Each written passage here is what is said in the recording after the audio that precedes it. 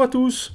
Aujourd'hui, je suis avec Aurélia Thésée, chargée de mission à Initiative Agglomération Sophia Antipolis. Aurélia, bonjour. Bonjour Xavier, bonjour à tous. Alors, est-ce que tu peux nous expliquer ce qu'est le réseau Initiative France? Le réseau Initiative France est un réseau national d'associations qui sont ancrées dans le territoire. En France, 207 associations sont implantées. Notre mission est de financer et d'accompagner les entreprises en leur octroyant des prêts d'honneur. Donc là, ta plateforme intervient sur quel secteur géographique?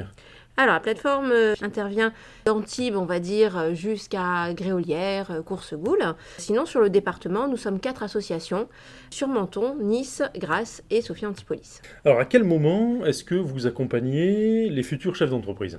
Au moment de leur recherche de financement en général, L'un de vos atouts principaux, c'est un prêt à taux zéro. Est-ce que tu peux nous en parler?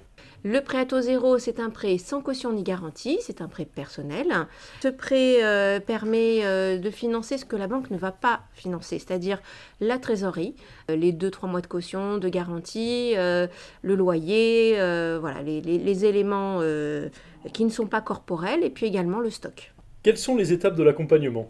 Le premier, c'est donc un rendez-vous d'accueil et de conseil.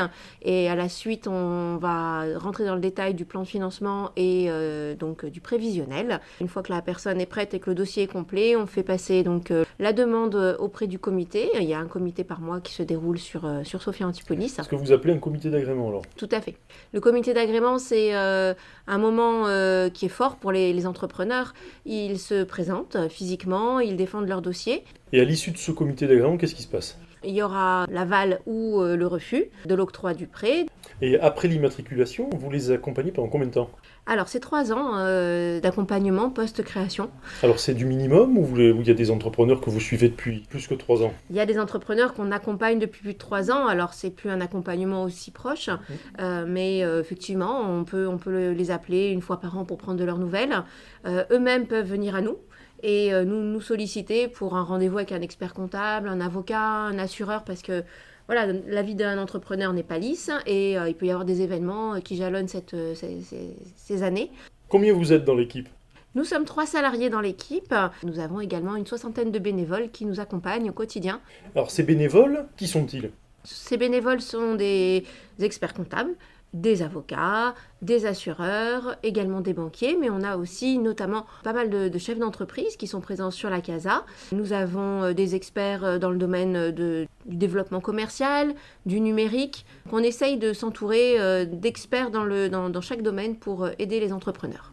Donc là on vient de parler d'accompagnement individuel. Est-ce que vous aidez aussi les chefs d'entreprise à développer leur réseau?